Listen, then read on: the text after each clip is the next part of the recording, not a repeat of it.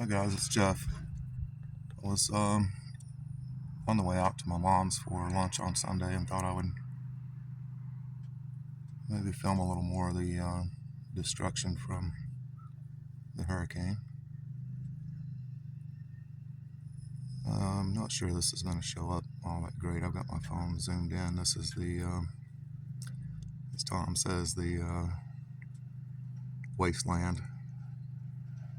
That's his view from his front deck.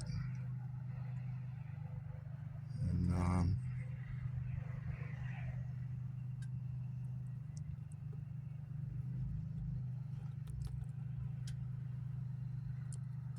so this used to be a nice huge field, and part of that's across the river was the park for the kids to play soccer, baseball, whatever. But yeah, it's a wasteland. I'll try to pick up a couple more things. There's a few miles to go down the river, and I'll just hit some of the highlights. So this is a pretty common scene. People living in little camper trailers and tiny homes and more camper trailers. The road here was missing. They filled it all back in. I would say the difference now compared to the first 2 weeks after the storm is about 4,000% better than it was.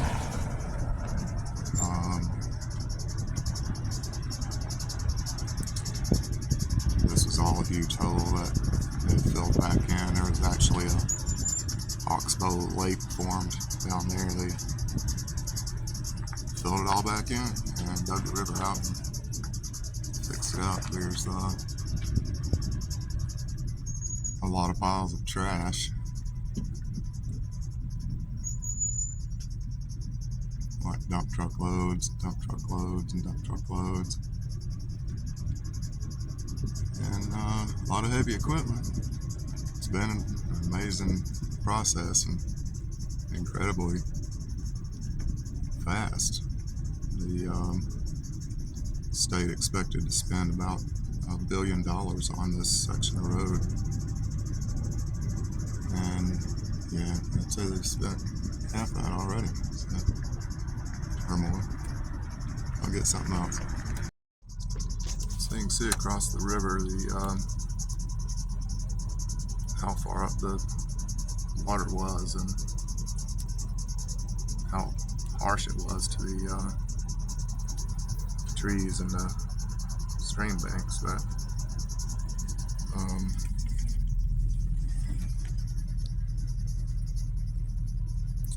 this place was a pretty nice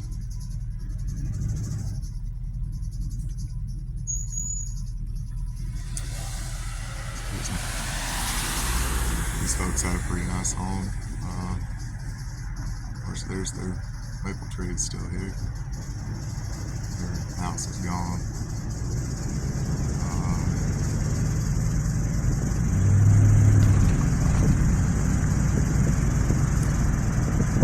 A lot of people in tiny homes.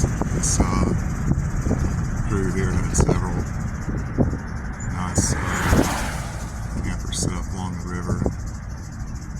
They all got destroyed. There's a nice brick home there.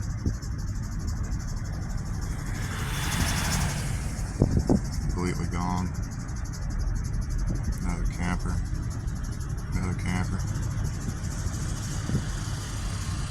These people's homes got, it's like blowed out pretty good.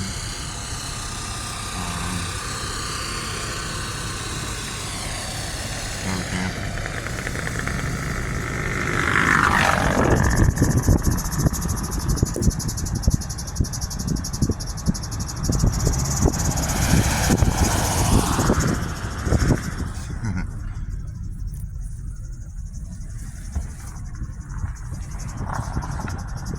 Like I said, the scene here is a lot better now. There's it's like a I don't know, it might be a little Subaru or something, but he got destroyed. Just a little ways farther, I mean 100 feet. This is the remnants of someone's house. They've scraped it up out of the river banks on the side of the road and kind of compressed it. This is all hanging up here.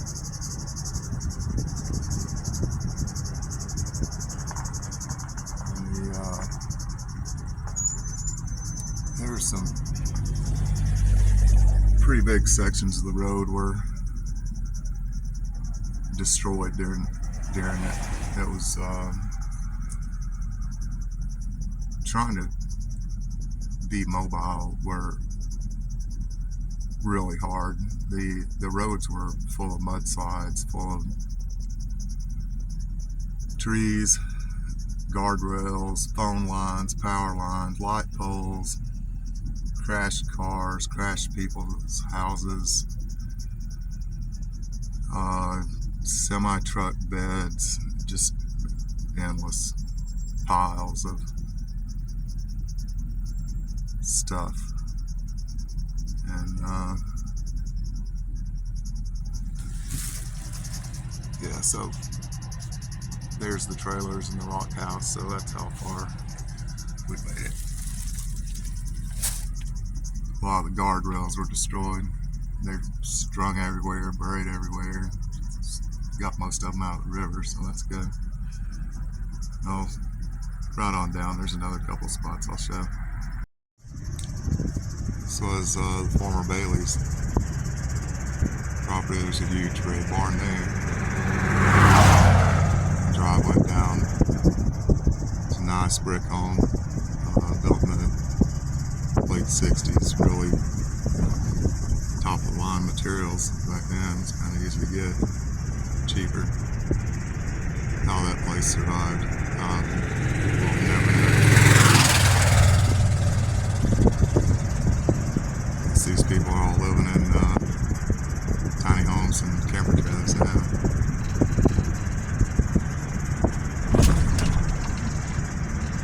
A lot of those. So I came a little ways down, and there was a nice 4-unit apartment building here on the side of the river. It got all messed up. And yeah, I mean, you can see all the way through that. It's had big decks hanging over the river. That's one of the areas over there. It got stripped to the bedrock. They've blasted out and built those folks a new road. The walnut tree still hung up on the bridge.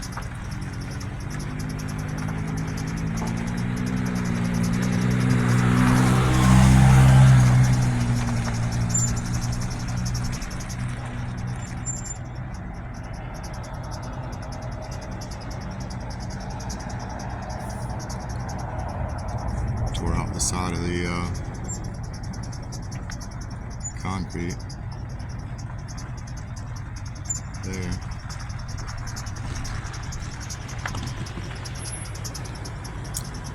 From the end of this bridge,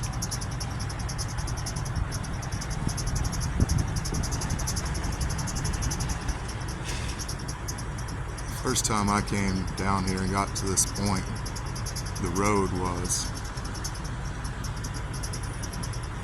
like it was probably 40 feet down. All this was gone. It's been refilled in. They just kept hauling thousands of truckloads of rock and dumping it. Another 1,000 truckloads of rock and dumping it.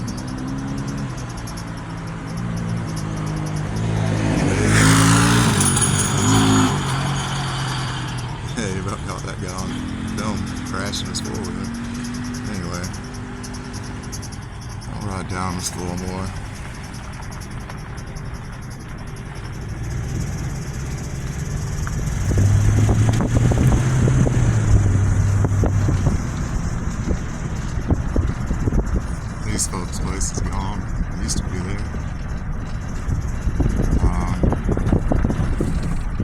So I met this fellow John Friday evening. I went out to the carriage house and met with James and talked to him for a little while. John, man, hate it. As your like avalanche is all smashed up. There was a nice 2-story house here. Had been there forever, and it was on basically the same level as that barn, but the barn somehow survived. You can see the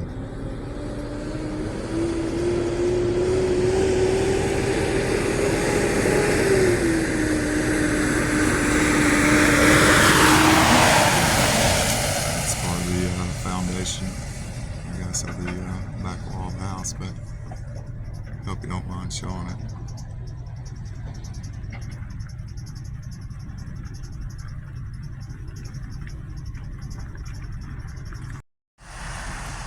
This guy had a nice place. He'd been remodeling it for a couple of years, had a nice bridge over to it, and filmed it all.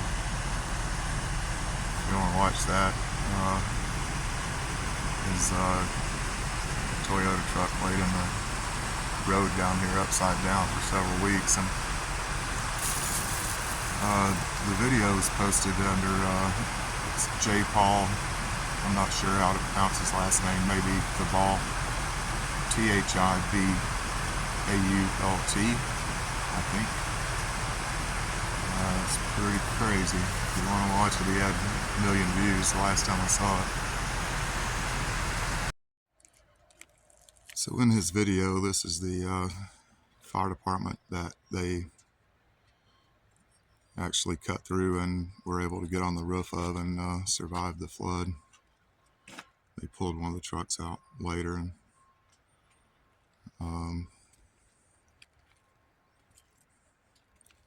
there's still looks like a water hose, something there. And then this was the convenience center where everyone brought their trash, and it was real efficient then, but terrible now. I'm gonna go down to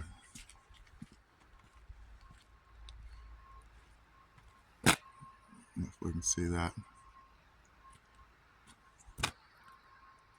bridge there, and I'll talk about it for a minute and go do something else. There's a little excavator driving across it. So there's a little noise from the Bobcat, but so the store building that was there is gone. On this side there were the old river rock building, masonry building that was really nice. That bridge was almost brand new, so it survived okay. Of course, it's not in the main channel, it's just a creek that's coming out. That road, I think I've decided to probably never will rebuild, and will instead build a bridge farther down the river from there. So during all this, the first few days, there was no communication, no phones, no cell phones, no anything. And get out the road here.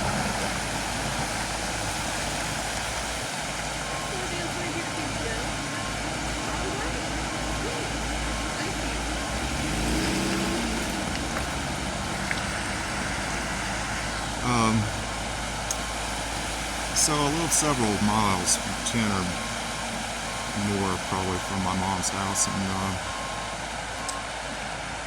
I was trying to get out and check on her, make sure everything was okay. I suspected she was okay, but who knows? With all the mudslides and the trees down and all that, it was worrisome. So I was able to, after trying every other route, couldn't get anywhere because it'd be mudslides or it would be trees in the road. Whatever, the road was gone and you couldn't go. So I'd made it out to here. It was about 3 o'clock in the morning Saturday night after the flood was on Friday. And this is actually there's two-thirds of the bridge is still here. The end third, so I couldn't make it over to here for the mud, but I walked over to see if the bridge, what kind of shape it was in, and the last 1/3 was at about a 45-degree angle off into nothing in the river, and then it was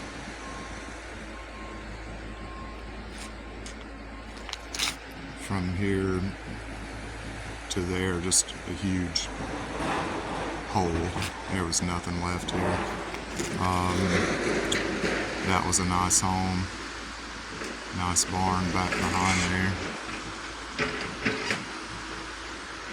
That's where the house was, and right there's where the barn was. And well, like I say, I got the roads filled back in most of the way anyway. And I'll let everybody check this out and see what they think. I'm not much on it myself. Could have got a lot better footage the first week, but I was busy trying to save everybody. So there you go. Hope everybody's having a good day. See you later.